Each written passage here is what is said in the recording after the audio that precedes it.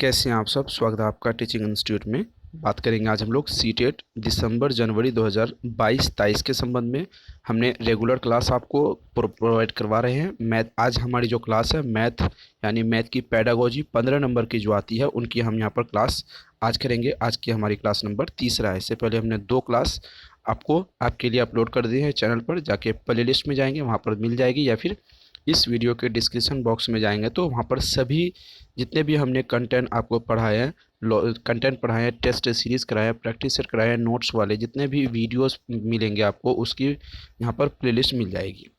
तो teaching institute को subscribe करके बेल आइकन को प्रेस कीजिए, वीडियो को लाइक एंड शेयर जरूर कीजिए। चलिए पहला क्वेश्चन आज का हम देखते हैं। 15 क्वेश्चन जो मैथ की नॉमेरिकल आते हैं वो आपको अलग से मिलती है वो क्वेश्चन, और पेडागोजी वाले क्वेश्चन पेडागोजी वाले चैप्टर 15 नंबर के वो अलग से मिलते हैं। आपको यहाँ पर 15 में से मिनिमम 12 क्वेश्चन करने हैं। अगर यहाँ पर 12 करते हैं तो आप 100% सीटेट पास हो जाएंगे। गणित अध्यापन के लिए सबसे अच्छा तरीका क्या है?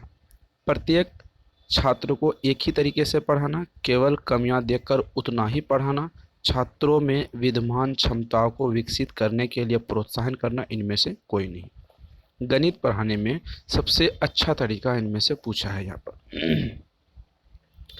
देखिए, प्रत्येक छात्रों को एक ही तरीके से पढ़ाना ये गलत हो जाएगा, क्योंकि अलग अलग छात्र अलग अलग पृष्ठभूमि से आते हैं, अलग अलग बातों को समझते हैं, यानी उसकी जो समझने का स्टैंडर्ड होता है, कुछ छात्र जल्दी समझ लेते हैं और कुछ छात्र लेट से समझते हैं। इस हिसाब से हम ये नहीं कह सकते प्रत्येक छात्र को एक ही जैसा पढ़ा सकते हैं। केवल देखिए यहाँ पर आगे कुछ नहीं पढ़ना, यहाँ पर केवल आ गया, केवल एक नेगेटिव टैग वर्ड है, positive tag word negative tag word वाली वीडियो आप देखेंगे तो आसानी से आपको कॉन्सेप्ट क्लियर हो जाएगी। जहाँ केवल आ गया उसको हम छोड़ देंगे। तो यहाँ पर ऑप्शन नंबर सीधा बचता है आपका, ऑप्शन नंबर सी। छात्रों में विद्यमान क्षमताओं को विकसित करना, जो छात्रों के अंदर इंटरनल में छुपी उसकी क्षमताएं हैं, विद्यमान है उसके अंदर है, उसकी क्षमताओं को बाहर लाके विकसित करना और उससे प्रोत्साहन करना। प्रोत्साहन पॉजिटिव टैग वर्ड है। चलिए, ये जोड़ घटा गुणा वाला क्वेश्चन आपको अलग से मिल जाएगा, लेकिन ये जोड़ घटा गुणा वाला क्वेश्चन नहीं है। ये क्वेश्चन जो है ये पेडागोजी वाले क्वेश्चन में आते हैं, यानी टीचिंग वाले क्वेश्चन में आते हैं। निम्न में से मुक्त अंत वाला प्रश्न कौन है? 13 + 2 बराबर क्या होगा? 13 × 2 13 - 1। इनमें से कोई नहीं। क्या राइट आंसर होगा? देखिए, मुक्त अंत, एक तो बद अंत, ये तो है बद अंत वाले क्वेश्चन। इसका जो रिजल्ट आपको पता है, मुक्त अंत यानी जिसका रिजल्ट आपको पता ना हो, तो option number D right answer यहाँ पर होगा। आगे क्वेश्चन की तरफ बढ़ते हैं हम लोग। जांच सूची पोर्टफोलियो परियोजना एवं कक्षा में सहभागिता मूल्यांकन नीति का प्रयोग किया जाता है। छात्रों की रुचि एवं अभिवृत्ति को परखने के लिए, छात्रों की उत्तर पुस्तिका जांचने के लिए, छात्रों में श्रम को परखने के लिए, छात्रों की संप्रेषण कौशल को जांचने के लिए। क्या राइट आंसर होगा ये बताना है आपको। सबसे कोई पहले आप क्वेश्चन पढ़ेंगे, उसके बाद वीडियो को पॉज करके इसका राइट आंसर लगाएंगे। अगर आपसे राइट आंसर नहीं होता तो फिर हम आपको बताएंगे, तो उस हिसाब से आप राइट आंसर चूज कर लेंगे। राइट आंसर बताइए। देखिए, यहाँ पर बात कही गई है जांच सूची और पोर्टफोलियो परियोजना कार्य में सहभागिता मूल्यांकन क्या होता है? रुचि के अभिवृत्ति को परखने के लिए, छात्रों की किस में रुचि है इसको परखने के लिए ये चीज़ें होती है। ऑप्शन नंबर ए राइट आंसर। एनसीएफ 2005 यानी नेशनल करिकुलम फ्रेमवर्क। देखिए, इसका फुल फॉर्म भी आपको याद रखना जरूरी है, क्योंकि बीटेट मुझे याद है एक बच्चे ने हमें मैसेज किया था, तो बीटेट में वो बीटेट की एग्ज़ाम्स दे रहे थे, उसे फ्रेमवर्क के जगह में फ्रेम मार्क वो लोग कर दिए थे, तो वो 1 नंबर से उसकी छटनी हो गई थी। यानी वो जनरल कैटेगरीज में आते थे, उसको 89 नंबर आए थे, उसको जनरल में 90 नंबर बिहार टेट में चाहिए या फिर जिस भी टीचिंग एग्ज़ाम्स में आप दे रहे हैं, तो 1 नंबर उसके कट गए थे। तो एनसीएफ 2005 ये एक अच्छा खासा टॉपिक है। आधे घंटे की क्लास है, आप चैनल पर जाएंगे वहाँ पर इसकी वीडियो मिल जाएगी। एनसीएफ की क्लास अगर बात करें, एनसीएफ वाली क्लास तो हर जितने भी टीचिंग एग्ज़ाम्स आप देते हैं, चाहे वो सीटेट देते हैं या फिर बीटेट देते हैं, जो भी टीचिंग एग्ज़ाम्स आप दे रहे हैं उनसे एनसीएफ 2005 के बारे में कम से कम 2 से 3 क्वेश्चन आपके 100% बनते हैं। तो चलिए, इसका क्या होगा? गणित का प्रक्रम क्या पूछा? भाषा से पहले, भाषा के बाद, सामाजिक विज्ञान के बाद, विज्ञान के बाद। राइट आंसर लगाइए।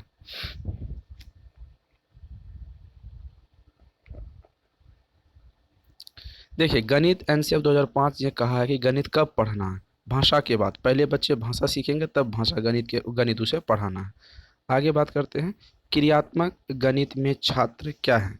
प्रत्यक्ष अनुभव प्राप्त करते हैं, अप्रत्यक्ष अनुभव प्राप्त करते हैं, स्वयं करके सीखते हैं, निर्देशित में सीखते हैं। क्या होगा राइट आंसर?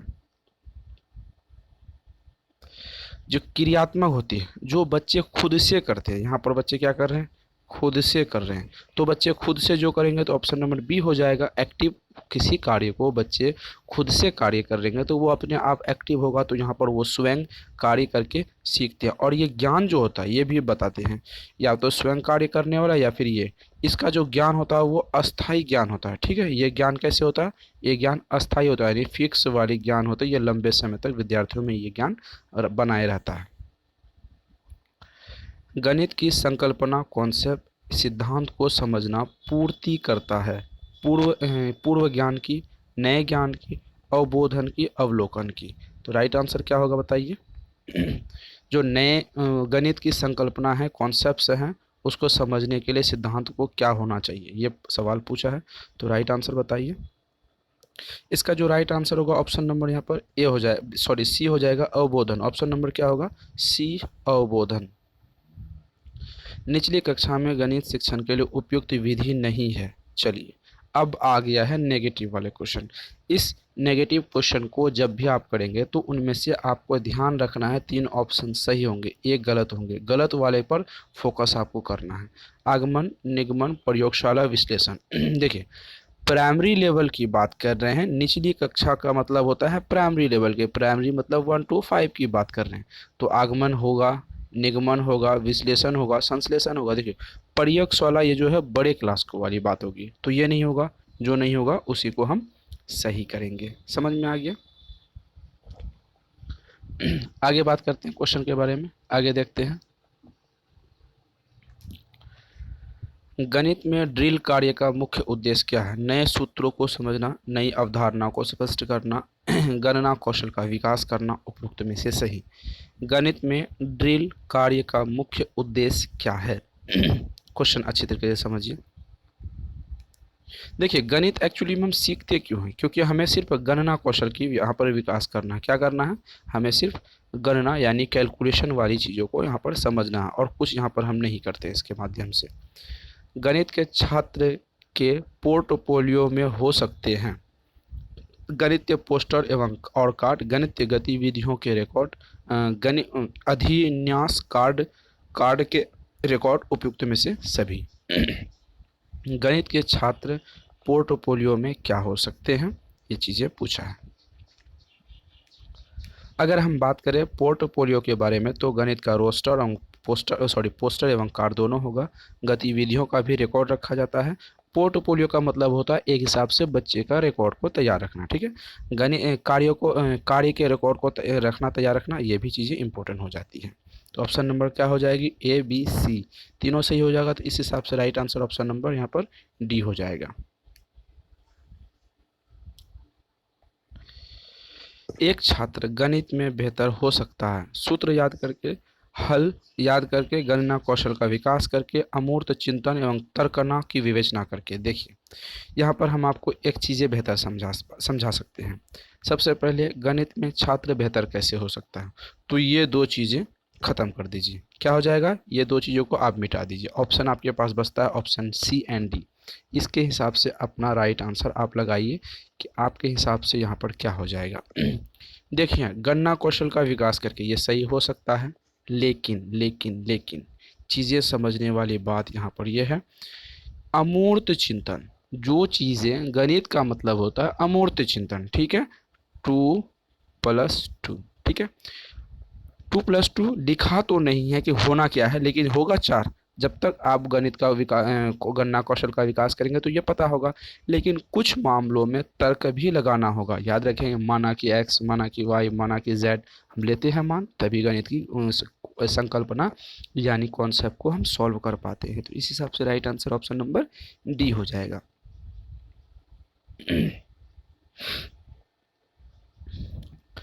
मूल्यांकन का उद्देश्य क्या है? पाठ्यों में आवश्यक आवश्यक सुधार करना, परीक्षा प्रणाली में सुधार करना, छात्रों को उचित तरीके से पढ़ना, उपरोक्त में से सभी। मूल्यांकन का जो एक उद्देश्य है वो क्या है, ये चीज़ें पूछा है।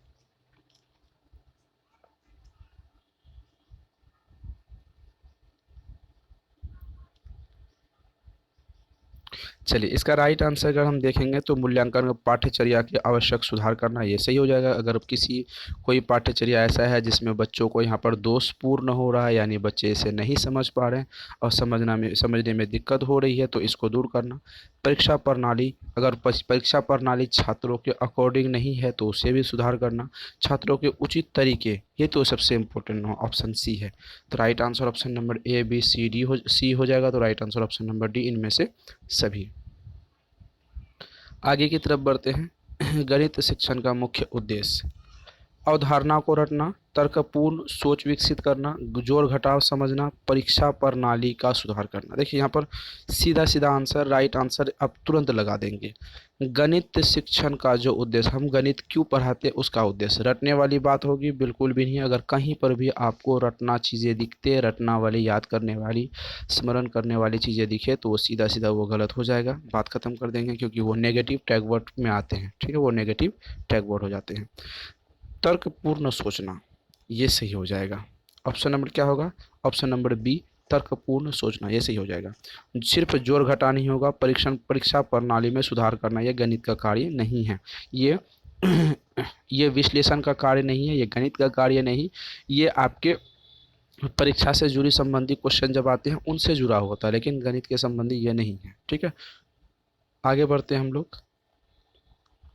एक छात्र 420 को 420 लिखता है तो उसकी त्रुटि का कारण, यानी वो गलती क्या है, उसे क्या लिखना था?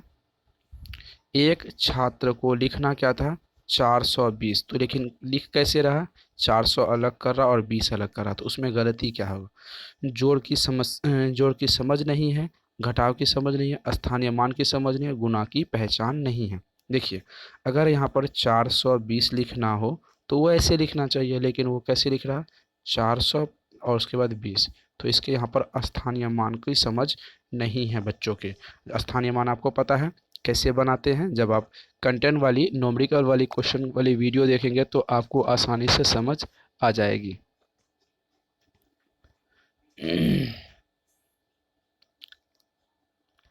गणित में बच्चे गलतियां करते हैं क्योंकि वे ज़्यादा अभ्यास नहीं करते, वे ज़्यादा पुस्तकें नहीं पढ़ते, वे गणित को समझ नहीं पाते, वे अर्थ निर्माण में अपने प्रयास में संकल्पनाओं का वैकल्पिक निर्वाचन करते हैं, इसीलिए वे गलत होते हैं।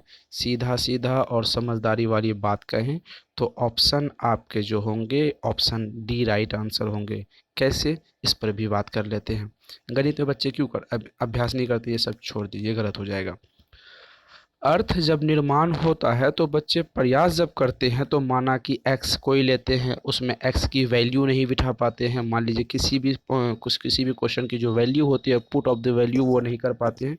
अनेकों वैकल्पिक चीज़ें इस्तेमाल करते हैं, इसीलिए वे गलत हो जाते हैं। वरना ये गणित तो बहुत अच्छा सब्जेक्ट है। आकलन क्या है? असेसमेंट के बारे में पूछा है। आकलन क्या है? शिक्षक केंद्रित होता है, पाठ समाप्ति पर किया जाता है, यह बताता है कि बच्चे ने क्या सीखा, शिक्षण प्रक्रिया का अभिन्न अंग है। आकलन क्या है? शिक्षक केंद्रित है, पाठ समाप्ति पर किया जाता है, यह बताता है कि बच्चे ने क्या सीखा, शिक्षण प्रक्रिया में क्या अभिन्न अंग है। क्या है आकलन? डी राइट आंसर हो जाएगा। इसका राइट आंसर क्या होगा? डी। शिक्षण प्रक्रिया का एक अभिन्न अंग है आकलन। असेसमेंट क्या है? शिक्षण प्रक्रिया का एक अभिन्न अंग है। Option number D right answer हो जाएगा। तो ये थे आज के मोस्ट इम्पोर्टेंट 60 क्वेश्चन। 60 नंबर तक हमने गया। 15 क्वेश्चन डिस्कस किए, 15 में से आपको मिनिमम 12 क्वेश्चन करने हैं। अगर आप 12 क्वेश्चन कर लेते हैं तो 100% आपको सीटेट पास करने से कोई माइका लाल यानी किसी का बाप नहीं रोक सकता अगर आप कहें तो। लेकिन इसके लिए आपको कम से कम 12 क्वेश्चन करने होंगे। अब इसके लिए आपको क्या करने होंगे, 12 क्वेश्चन अगर आपसे नहीं होता है तो आप नोट्स पढ़ें, नोट्स के साथ लेक्चर क्लास अटेंड करें, उसके बाद आप प्रैक्टिस सेट में भाग ले तो आराम से आपके 12 क्वेश्चन कंप्लीट हो जाएंगे, 15 में से 12 हो जाएंगे। नोट्स के लिए 7634993536 इस नंबर पर आप व्हाट्सएप करके कंप्लीट नोट्स ले सकते हैं। तो कैसी क्लास लगी आप कमेंट सेक्शन में अपनी प्रतिक्रिया ज़रूर बताइएगा। वीडियो को लाइक एंड शेयर ज़रूर कीजिएगा अपने दोस्तों के साथ। चैनल को सब्सक्राइब करके बेल आइकन को प्रेस कीजिएगा। तब तक के लिए थैंक यू।